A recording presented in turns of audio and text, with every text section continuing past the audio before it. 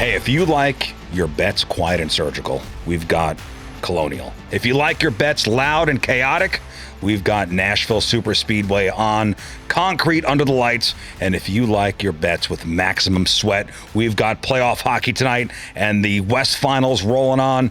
This is the Spread Zone, and we're here for one thing, to make you money. Shot.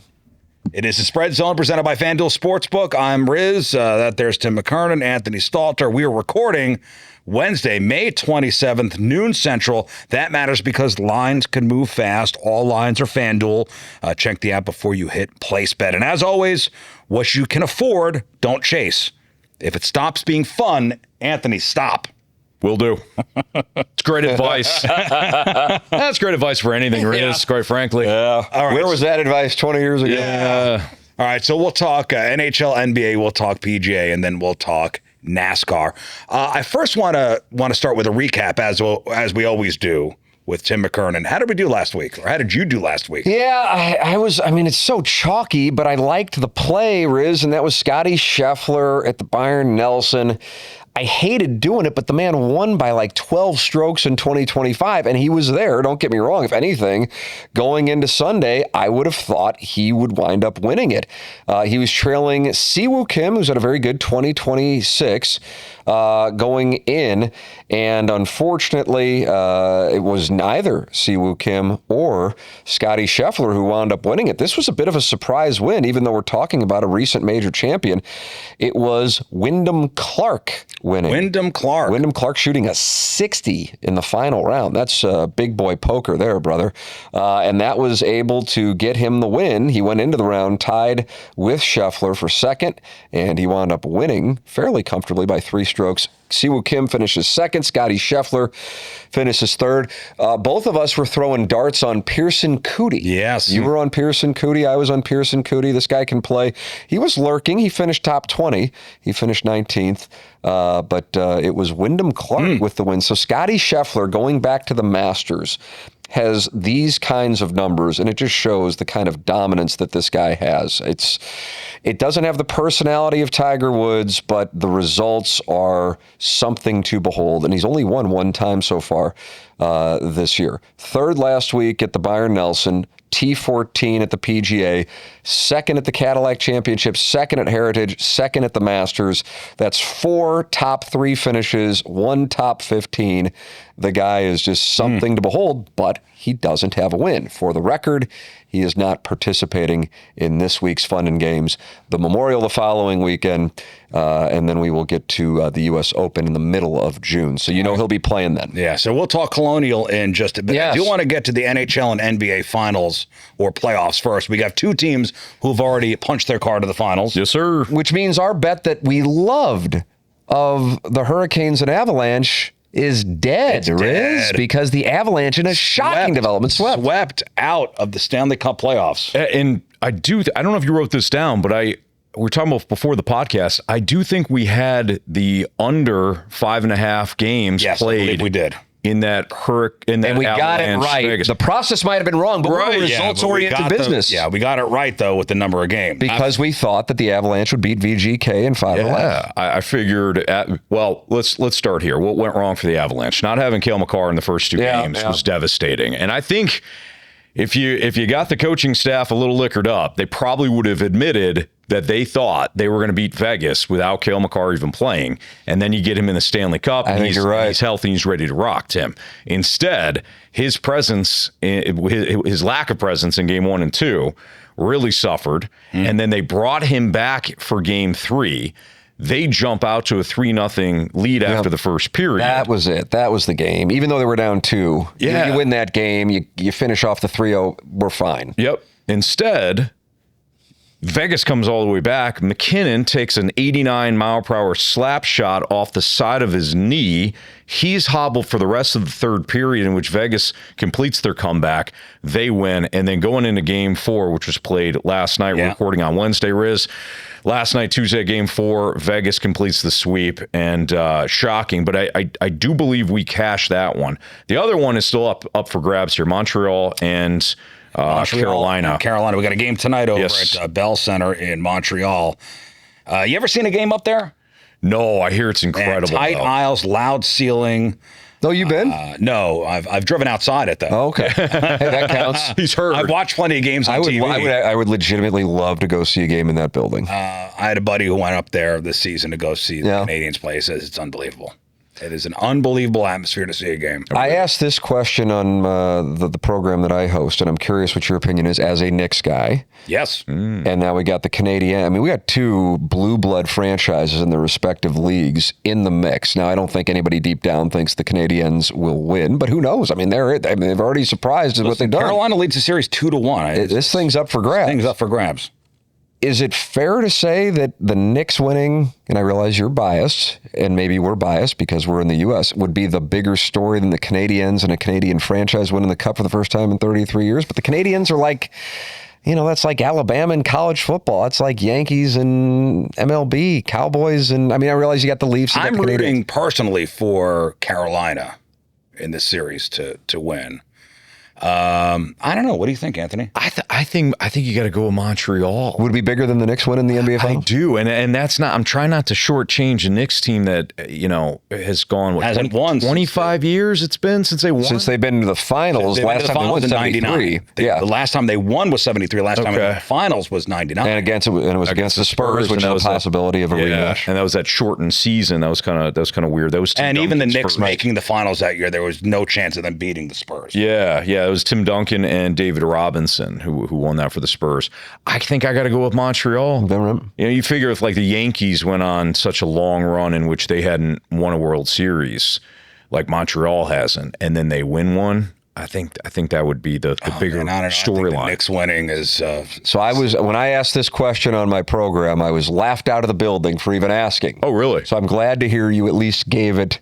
Did they go the other side? They went with the Knicks. I think the Knicks winning is tremendous. I can tell you this, ESPN, it's Knicks wall to wall right now. It is Knicks wall to wall. Well, do you think OKC is going to win this year? Well, we'll get to that in a second. Sure. We'll get Anthony's got the knowledge. Let's go to we'll finish up the NHL first. Yeah.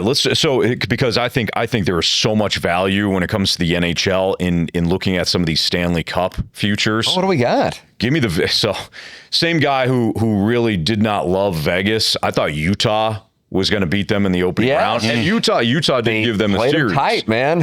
But the way that Vegas has played, ever since they won that game 3 in which they came back, I'm all in on Vegas. And there's some great odds. What do we got? Give me Vegas plus 110 to win the Stanley Cup. Okay.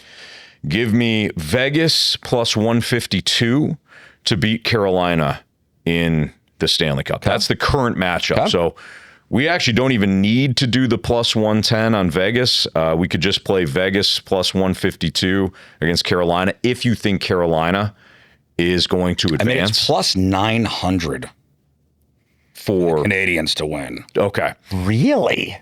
Ooh. Yeah, plus 900. I'm going to line this up here. Vegas plus 110 to win the Stanley Cup. Vegas plus 152 right now if they wind up facing Carolina.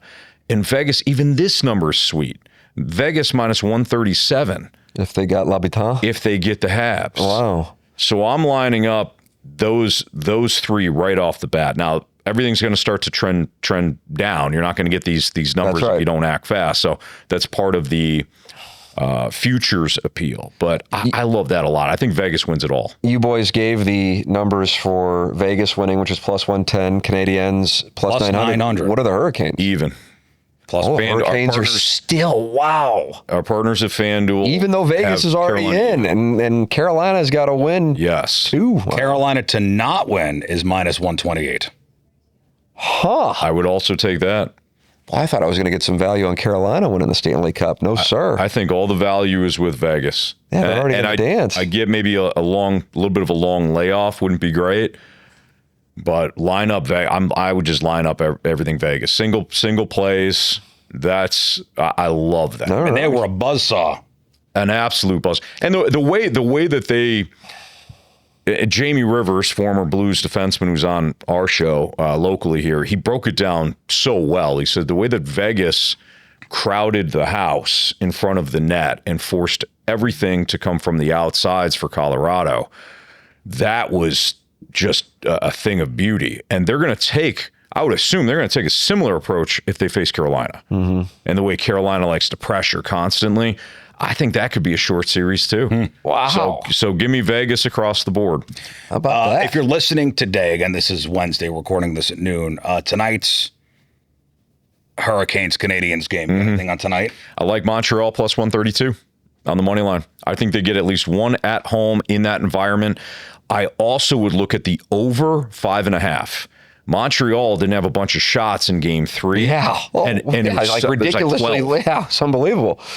Tim, I think there's going to be such a big deal made about that They're going to be firing pucks. I think Montreal will take a bit of a looser defensive game plan so that they can generate more scoring opportunities, maybe get faster in transition, and that could lead to not only more shots for Montreal, but perhaps more scoring opportunities for Carolina. So I like the over 5.5. Over 5.5? Yep, and I also like Montreal plus 132. I like Montreal winning tonight. All right, let's move on to the NBA playoffs.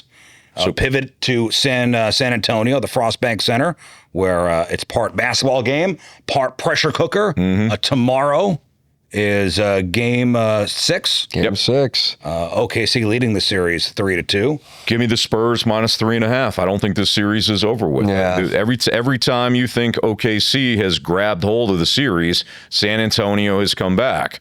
So the perfect example of that is when San Antonio had their backs against the wall. I think it was last Sunday. And they came out with a 103-82 win. So the defensive effort was there. Less so in OKC 2 nights ago. So I think the Spurs play well defensively on their home court. I think they covered the 3.5, and I would look toward the under 219 in that Game 6 matchup tomorrow night in San Antonio. All right, to make it to the finals, OKC is minus 450 and San Antonio is plus 350. Okay. To make it to the finals. So that's a pricey one if you're going to take OKC. I really like this game this series, going 7. I also liked Victor Wembanyama last week. I forgot what the number was to win NBA Finals MVP. That number's now up to 650.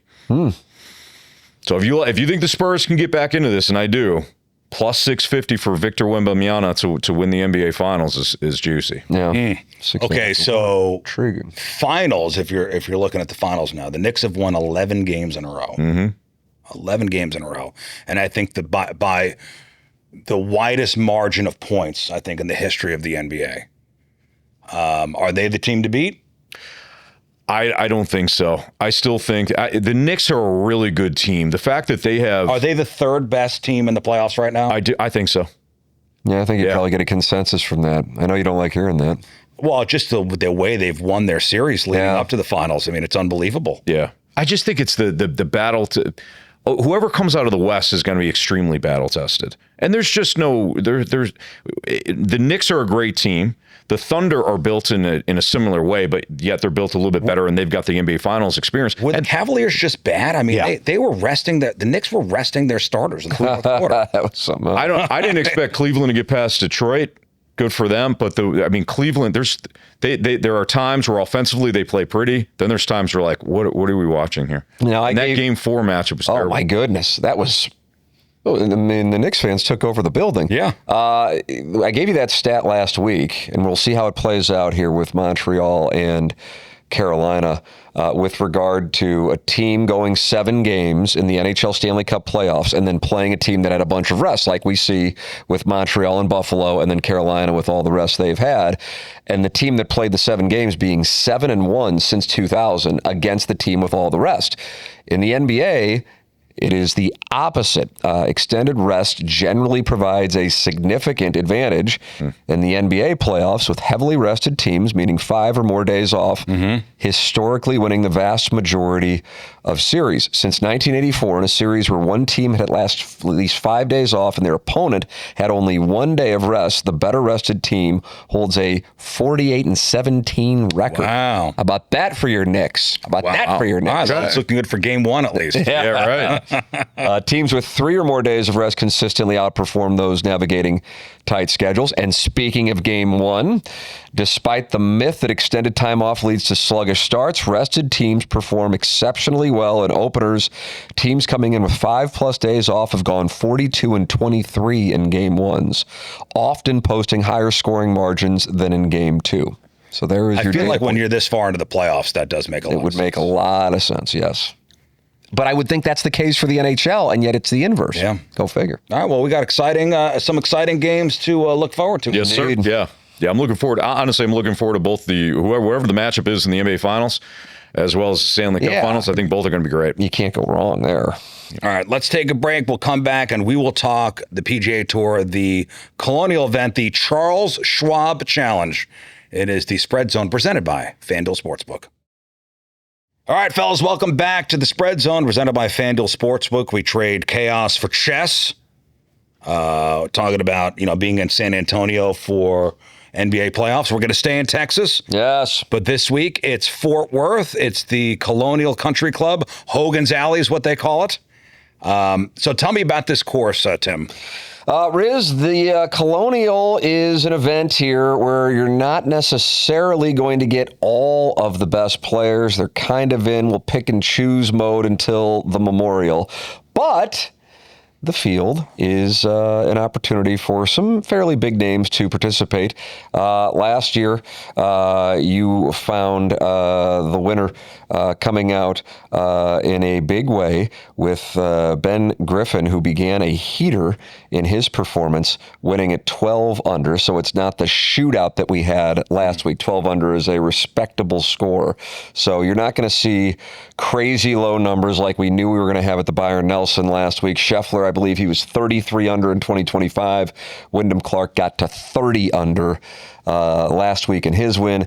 So Ben Griffin at 12 under, that's a more commonplace score. It's not going to be some kind of Corn Ferry type birdie festival. Early look at the weather, warm and humid around 88. Small storm chance later on the weekend.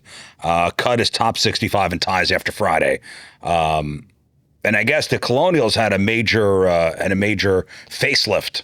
Yeah, as far as the course itself goes. These courses are trying to make sure they continue to get PGA Tour stops, so they're trying to do things to make it more appealing to the Tour to keep their spots. So it's a well-known course, but it is one of those courses that is not a premier event. And of course, Anthony knows about the stretch everyone talks about there. It's the horrible horseshoe. Oh, geez. I was telling you guys about the horrible horseshoe before we got on. At some point, I said, you got to stop. Yep. Tim said, I've got it. I understand, Anthony. Got the horrible horseshoe. Moving on. Horseshoe. No. Jeez. Put your helmet on, buddy. Yeah, the horrible horseshoe. All right, who do you got, Tim? Last year, I like to go look at how people have played this course and then also how they are playing right now. And a name that everybody, I think, watching the program would know is the name Rickie Fowler. Oh, are we on the same page again? Look, I got it written down right there. It says Ricky. Yeah. Wearing the orange on Sundays. Plus 2,200. He is playing really well. I kind of don't know where this has come from, but I'm happy for him at this stage in his career where it looked like he was kind of done, got married, had a family, and kind of did some swing changes. He has found it before going out and shutting it down. So last year, Rickie Fowler was in the mix to win this thing, and then he fell off right at the end on Sunday and shot 5 over. Now, he still had a great showing, but this course plays to his game. And a year later, he is playing really well. So, Riz, if you're on him, you know he is plus 2,200. Plus 2,200. Give me Rickie Fowler for the win. I am a big fan of Rickie Fowler this week. He is the 4th shortest number. Ludwig Aubert is plus 850. Russell Henley plus 1,800. Justin Thomas plus 2,000. And then you find Rickie Fowler. The defending champion is 6th after Robert McIntyre. You get to Ben Griffin, who is plus 2,500. Now, I like to give people a couple of names, and we've done well with this since the Masters. Alex Smalley is a name that if you watch the PGA Championship, is a top 10. Mm-hmm. Look at that, right? What we're doing now? We're doing the spread Top zone 10. tantrically. We don't even need to communicate anymore. Plus 250. It's unbelievable. This Alex Smalley was leading the PGA Tour. He was in the final group at not the PGA Tour, PGA Championship a couple of weeks ago. And he is a guy that I have been betting since last year. He's always in the mix. What's interesting about Alex Smalley, which speaks to the mental element of the individual game that is golf, and he hasn't won yet, is he tends to have problems on the weekends when he's in the mix. Some would call that folding. That has been a famous thing for some golfers. Xander Schauffele had that applied to him until he won his first major. Now he has 2 majors. We saw Rory McIlroy have his issues on his Sunday when he won the Masters, not in 26, but in 25. Alex Smalley now I think is starting to get those scars. To win at plus 3,000, awfully intriguing to me. So that is a number that I will be playing. I'm going to take him at give me a top 10. Oh, yeah, and I'll be playing top 10 in case he can't get over it and then has his issues on Sunday like he did at the PGA Championship. But to his credit, after kind of struggling and having a really bad, I think it was either a double or triple bogey on 7 or 8, he restored and wound up finishing tied for second, even though that tournament wound up being a runaway, surprisingly, by Aaron Rai. Here is my long shot play. Gave you Aldrich Potgater at the PGA Championship. Sure enough, he was in the mix. God, if you say this name that I got here, I'm going to be. Let me see. I think there's a chance you're going to be on it. All right, before you say it, I'm looking for his odds to win. All right, if you do say this name, you're just going to get up and walk. I'm calling shenanigans. I have this guy as a top 20. Like, give me the top 20 number on this guy. Okay. I am looking for his win number because he was in the mix at the PGA Championship and he was in the mix last year at the Colonial. Matty Schmidt. Okay. 2 or 3 ain't bad. Bud Cauley. Cauley was in the mix last year, too. He's another guy. You know, Justin Thomas, he's one of his best friends, and he got in a bad car accident and kind of really threw him off, as you would imagine. But he's come back out, and he's played some good golf. Bud Cauley is a nice sneaker play. So he was give in me a my top mix. 20 at plus 170 for I like plus money on Bud Cauley. Yeah. For a top 20? For a top 20. Jeez. That intrigues me. Matty Schmidt, this is a wide delta play, so I want to make that clear. This is a low floor play because he's the kind of guy who you can find having problems out there and not making the cut. But Bud Cauley is a nice play. Schmidt was in the final pairing with Smalley at the PGA Championship. I can't find his number, though. But Smalley, and I do like the Cauley play, but we're on the same page. Oh, I was thinking Smalley and Cauley. Smalley and Cauley, parlay it up. Yeah. Top 10s. Top 10. And then Rickie to ship it at plus 2,200. Wow. It'd be a great story if it were to happen. He is really in form. You just wouldn't think of him being in form at this stage in his career, but he is. Another name I like, this is a name, I know it's not a name that's household for casual fans, but is Akshay Bhatia is plus 3,500. So not your household. In your household, you guys you're talking about the horrible horseshoe? Yeah. Yep. And you're at your house, Akshay Bhatia. Yeah. And at my house, Bless you. We're looking for a big Alex Smalley. At some point, it's going to happen. I'm telling you, it's going to happen. Alex Smalley, this guy can play. Just got to get over those Sunday nerves. All right. Well, that's it for the PGA. Now we're going to go to concrete chaos, guys. Yes. Talking NASCAR after the break. It is the Spread Zone, sponsored by FanDuel Sportsbook. All right, welcome back to the Spread Zone, sponsored by FanDuel Sportsbook. NASCAR, we're talking, heading to Lebanon, Tennessee, just outside Nashville. It's the Cracker Barrel 400 at Nashville Speedway. This place, it's a 1.33-mile D-shaped all-concrete oval with 14 degrees of banking. And, Anthony, concrete does not forgive you. It chews tires. It changes grip. It turns small mistakes into big slides. Race is Sunday. The Cup race goes 300 laps with stages ending at 90 and 185. Broadcast on Prime Video. It's a 6 p.m. Central Time start. Last week, after a rain-shortened Coca-Cola 600, Daniel Suarez grabbed the win in a heavy emotional weekend for the sport with the pass. of Kyle Busch, and it's crazy. It was pneumonia that turned into sepsis. Yeah.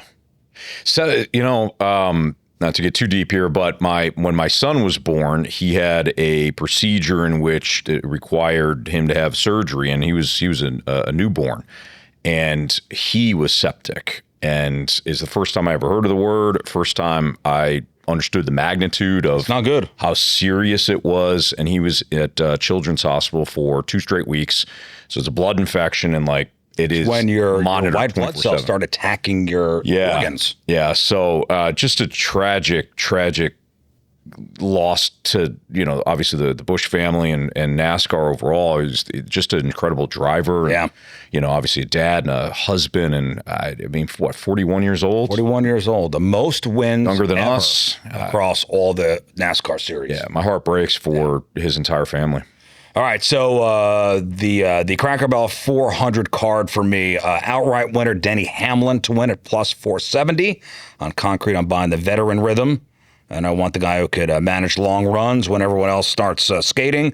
Ty Gibbs, a top 10, and then throw me Eric Jones as a top 10er.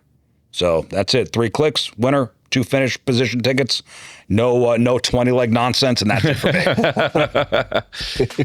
All right, anything on the NASCAR race, fellas? Nah, you got us covered. Well, I think that covers everything for this week's Spread Zone. So we got NHL, NBA, we got PGA, and we got NASCAR. There it is. Beautiful. Nice weekend. Yeah. Good luck, Let's get paid. It's profit season. Let's get paid. Yeah, Let's go. sir. Let's go. For Tim McKernan and Anthony Stalter, I'm Riz, and this is the Spread Zone. We provide information about sports betting for entertainment purposes only. Please confirm gambling regulations in your state of residence. To participate in sports gaming, you must be 21 years of age or older and be physically present in a state where sports betting is legal. If you or someone you know has a sports betting or gambling problem, please call 1-800-GAMBLER or visit www.ncpgambling.org for more information and further assistance.